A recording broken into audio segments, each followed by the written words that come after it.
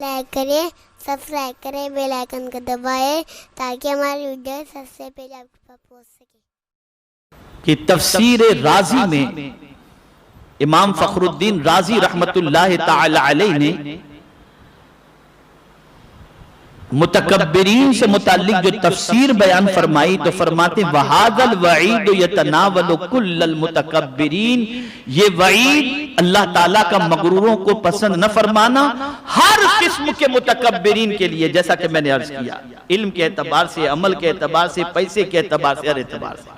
اب یہاں پر اس آیت مبارکہ کے تحت امام حسین رضی اللہ تعالیٰ عنہ کا ایک واقعہ علامہ قرطبی رحمت اللہ تعالیٰ علیہ نے تفسیر قرطبی میں بیان فرمایا۔ اب سماعت فرمائیں، ایمان تازہ ہو جائے گا۔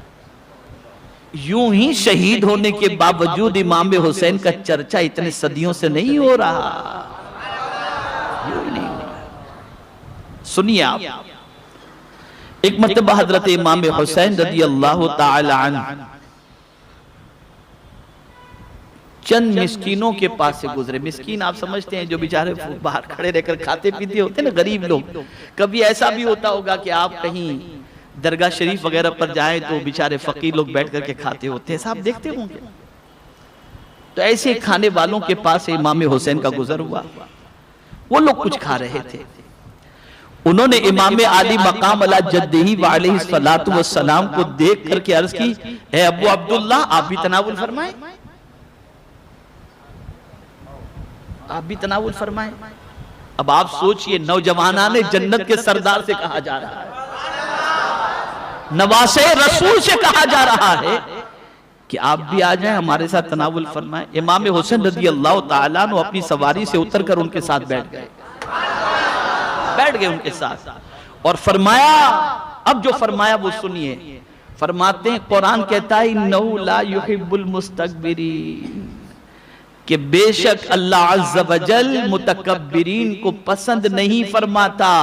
یعنی میں اگر تمہارے ساتھ یہ سمجھ کر نہ بیٹھوں کہ تم غریب لوگ ہو اور میرا مرتبہ بڑا ہے تو میں متکبرین میں ہو جاؤں گا، اور میرا مولا متکبرین کو پسند نہیں فرماتا تو میں ایسا کیوں بنوں جس سے میرا مولا مجھے ناپسند فرمائے۔ بیٹھ گئے ان کے ساتھ کھانے، بیٹھ گئے، لیکن صرف بیٹھے ہی نہیں، کھا لیا ان کے ساتھ، اور پھر فرمایا کہ تمہاری دعوت میں نے قبول کی، اب میری دعوت تم قبول کر لو۔ اور پھر امام حسین رضی اللہ تعالیٰ عنہ نے انہیں دعوت دی، اور جب وہ امام حسین کی دعوت پر تشریف لائے تو تاجدار کربلا ان کے ساتھ بیٹھ کر کے کھائے بھی، اور جب ان کو رخصت کیا تو بہت سارا مال دے کر کے انہیں رخصت کیا۔ کبھی آپ نے اس پر غور کرنے کی کوشش کی؟ مالدار کے بازو میں بیٹھنے کے لیے ہر کوئی چاہتا ہے، کبھی غریب کے بازو میں بیٹھنے کے لیے کوئی تیار ہوا؟ اب آؤ میں تم کو ایک حدیث سناتا ہوں۔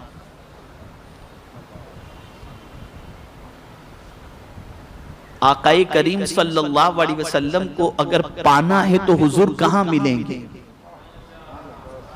کہاں ملیں گے؟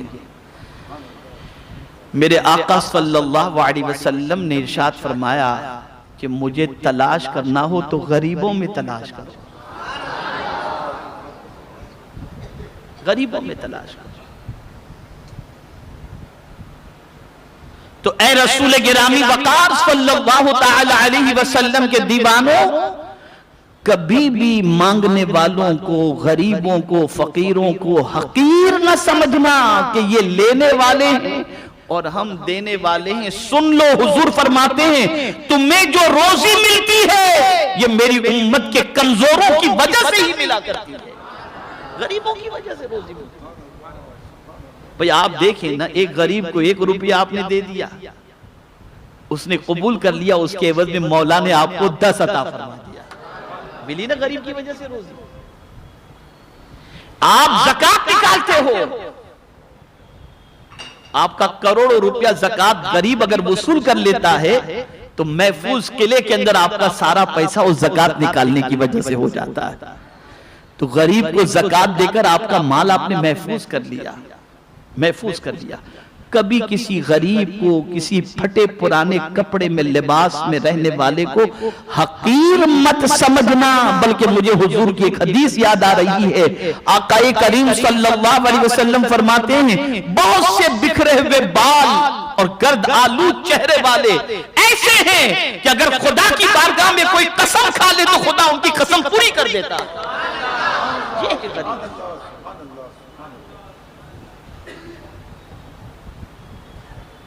اتنا گھمنڈ دولت پر، بلکہ ہمارے ایک ساتھی ہیں، ان کو ایک مالدار نے شادی کارڈ دیے دوستوں میں تقسیم کرنے کے لیے، تو کہا ایسوں کو دینا جو کوٹ پینٹ پہن کر شادی میں آئے۔ کیا سمجھ رکھا ہے تم نے اپنے آپ؟ یہ دل کی بیماری ہے۔ اور آگے جب میں وعید آپ کے سامنے متکبرین کی پیش کروں گا تو رونگٹے کھڑے ہو جائیں گے۔ میرے پیارے آقا صلی اللہ علیہ وسلم کے پیارے دیوانوں، پروردگار جل جلالہ نے ارشاد فرمایا، آقا کریم صلی اللہ علیہ وسلم نے ارشاد فرمایا، ثلاثۃ لا یکلمہم اللہ یوم القیامۃ ولا یزکیہم، قال ابو معاویہ ولا ینظر الیہم ولہم عذاب علیم، شیخ زانی وملک کذاب وعائل مستکبر۔ سرکار صلی اللہ علیہ وسلم فرماتے ہیں کہ تین قسم کے لوگ وہ ہیں جن سے قیامت کے دن اللہ کلام نہیں کرے گا اور نہ ان کو پاک کرے گا۔ حضرت ابو معاویہ کی روایت میں یہ اضافہ ہے کہ نہ ان کی طرف نظر فرمائے گا، اور ان تینوں کے لیے دردناک عذاب ہے۔ بوڑھا زانی نمبر 1، جھوٹا بادشاہ اور متکبر فقیر۔ بہت سارے کنگال ایسے ہوتے ہیں جن کے پاس ہوتا کچھ بھی نہیں ہے، لیکن ڈینگے اتنی مارتے ہیں جیسے پورا سب کچھ انہی کے پاس موجود ہے۔ ایسے اسے اللہ کلام نہیں فرمائے گا، نہ ان پر نظر رحمت ڈالے گا۔ اور رسول اعظم صلی اللہ علیہ وسلم نے ارشاد فرمایا، بہت زیادہ تکبر کی بات حضور نے نہیں فرمائی، وہ تو مذموم ہے ہی، مذموم ہے ہی، اس کی وعید تو اپنی جگہ پر، لیکن اب اس حدیث کو ہر آدمی سنے اور دل میں بٹھائے۔ آقا کریم صلی اللہ علیہ وسلم ارشاد فرماتے ہیں، جس شخص کے دل میں رائے کے دانے کے برابر تکبر ہوگا، اللہ اسے جہنم میں منہ کے بل اوندھا لٹا دے گا۔ رائے کے دانے کے برابر تکبر، رائے کے دانے کے برابر تکبر۔ اب یہ ارشاد سنیے اور پھر آپ محسوس کیجئے کہ تکبر کس کو جائز ہے اور کس کو ناجائز ہے۔ انسان اپنے آپ کو بڑا سمجھتا ہے، جس کے پیٹ کے اندر نجاست موجود ہے۔ انسان اپنے آپ کو بڑا سمجھتا ہے، اللہ نے اسے خوبصورتی عطا فرما دی، پیسہ عطا فرما دیا، وہ بھول جاتا ہے کہ جب پیدا ہوا تھا تو اس کے کان میں پہلے یہ بات بتائی گئی تھی، اللہ اکبر، اللہ اکبر، اللہ سب سے بڑا ہے، اللہ سب سے بڑا ہے، بڑا کوئی نہیں۔ اب بڑائی کس کے لیے؟ اللہ کے لیے، بڑائی صرف اللہ کے لیے۔ اسی کو میرے پیارے آقا صلی اللہ علیہ وسلم کے پیارے دیوانوں، حدیث قدسی ہے۔ حدیث قدسی کسے کہتے ہیں یہ بھی سماعت فرما لیں۔ راوی حضور ہو اور فرمان رب قدیر کا ہو، اسے حدیث قدسی کہتے ہیں۔ راوی حضور ہو، فرمان رب قدیر جل جلالہ کا ہو تو اسے حدیث قدسی کہتے ہیں۔ خدا کی قسم، اس حدیث کو آدمی اگر دل و دماغ میں محفوظ کر لے تو کبھی زمین پر اکڑے گا نہیں، کبھی اپنے آپ کے اندر تکبر پیدا نہیں کرے گا۔ اب یہ حدیث سنیں، پروردگار ارشاد فرماتا ہے، الکبریاء ردائی فمن نازعنی ردائی قسمتہ۔ اللہ ارشاد فرماتا ہے کبریائی میری چادر ہے۔ کبریائی کیا ہے؟ اللہ فرماتا ہے میری چادر ہے، لہذا جو کوئی میری چادر کے معاملے میں مجھ سے جھگڑے گا میں اسے پاش پاش کر کے رکھ دوں گا۔ اس کو میں تمثیل کے ذریعے سمجھاؤں، اللہ کی ذات ساری مثال سے پاک ہے۔ کسی کے پاس کوئی چادر ہے، اب وہ چادر تم اس سے، اس کی چادر ہے، تم چھیننے کی کوشش کرو تو جیسا آدمی ہوگا اس کے مطابق تم سے بدلہ لے گا۔ رب فرماتا ہے کبریائی بڑائی میری چادر ہے، اور جو اس چادر کو لینے کی یا اس کو کھینچنے کی کوشش کرے گا، اللہ فرماتا ہے میں اسے پاش پاش یعنی ٹکڑے ٹکڑے کر دوں گا، ٹکڑے ٹکڑے کر دوں گا۔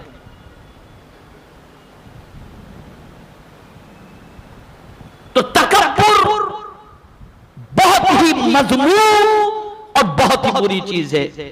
میرے پیارے آقا صلی اللہ تعالی علیہ وسلم کے پیارے دیوانوں، اس لیے تکبر سے ہمیشہ بچتے رہنا چاہیے اور تکبر سے اپنے آپ کو ہمیشہ روکے رکھنا چاہیے۔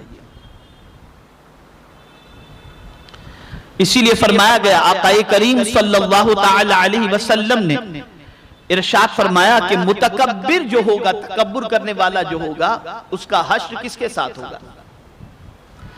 تو آقا کریم صلی اللہ علیہ وسلم نے ارشاد فرمایا متکبر کا حشر تکبر کرنے کی وجہ سے تکبر کرنے والوں کے سردار مثلا فرعون، حامان، قارون وغیرہ کے ساتھ ہوگا، انہی کے جیسی سزا اسے بھی دی جائے گی۔ اور حضرت ایاس ابن سلمہ ابن اقوع اپنے والد سے روایت کرتے ہیں کہ رسول اعظم صلی اللہ علیہ وسلم نے ارشاد فرمایا آدمی تکبر کرتا رہتا ہے یہاں تک کہ اسے سرکشوں میں لکھ دیا جاتا ہے اور اس کا انجام وہی ہوتا ہے جو ان سرکشوں کا ہوا۔ فرعون نے خود کو بڑا سمجھا، تباہ ہو گیا۔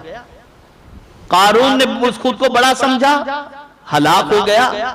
حامان نے خود کو بڑا سمجھا، ہلاک ہو گیا۔ آج کیا پوزیشن ہے؟ دولت آ گئی، اقتدار آ گیا تو آدمی سب کو حقیر سمجھتا ہے اور یہ سمجھتا ہے میں جس طرح چاہوں گا چونٹی کے بل مسل دوں گا، چونٹی کی طرح مسل دوں گا، لیکن وہ بھول جاتا ہے کہ بڑا وہ نہیں، بڑا پروردگار ہے، معبود برحق ہے، پالنہار حقیقی ہے۔ اور میرے پیارے آقا صلی اللہ تعالی علیہ وسلم کے پیارے دیوانوں، اس آیت کو ہمیشہ کے لیے ذہن میں رکھو، ہمیشہ کے لیے۔ جب کبھی نماز کا خیال آئے، نماز کا وقت آئے اور آپ یہ سوچیں، میں نے دیکھا ہے بہت سارے دولت مندوں کو، بہت سارے سیاستدانوں کو،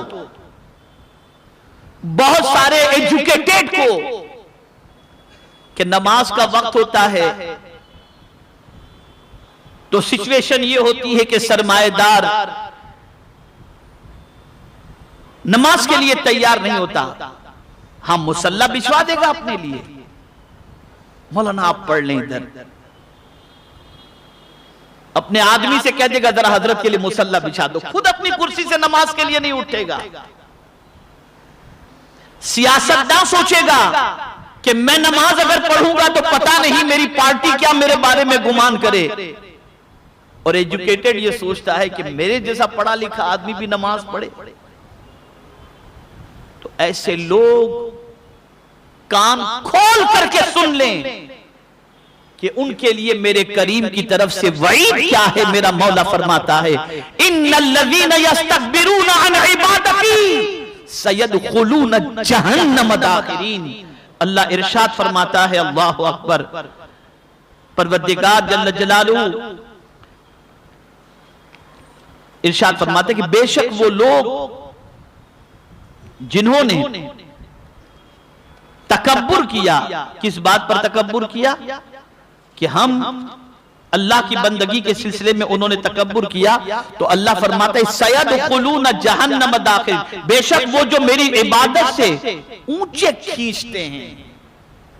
ارے یار مولانا بس دعا کریں، جمعہ پڑھ لیتا ہوں، ٹائم نہیں ملتا، اور کھینچتے سمجھتے ہمیں کیا ضرورت ہے، اللہ کی بندگی سے خود کو کھینچتے ہیں۔ اب ان کے لیے قرآن کا عذاب کیا ہے؟ قرآن کی طرف سے اللہ کا عذاب، اللہ فرماتے ان قریب جہنم میں جائیں گے ذلیل ہو کر، ذلیل ہو کر۔ میں جب اس لفظ ذلیل پر غور کرتا ہوں تو قرآن کی بلاغت پر اور فصاحت پر قربان ہونے کو جی چاہتا ہے کہ یستکبرون کے مقابلے میں ذلیل آیا، اس لیے کہ آدمی خود کو بڑا سمجھ کر اللہ کی بندگی سے خود کو روک لیتا ہے۔ تو اے بڑے سمجھنے والے، آج تو خود کو بڑا سمجھتا ہے، لیکن مولا نے تیرے لیے عذاب کیا رکھا ہے کہ بڑا سمجھنے والا تو قیامت میں جہنم میں صرف جہنم میں نہیں جائے گا، ذلیل کر کے تجھے جہنم میں ڈالا جائے گا، ذلیل کر کے جہنم میں ڈالا جائے گا۔ تو تکبر بہت مذموم چیز ہے۔ خدا کے لیے کبھی کسی غریب کو، کبھی کسی کمزور کو حقیر نہ سمجھو، یہ نہ سمجھو بیچارہ غریب فقیر مسکین، نہیں۔ ہمارے ویڈیو کو لائک شیئر ضرور کریے۔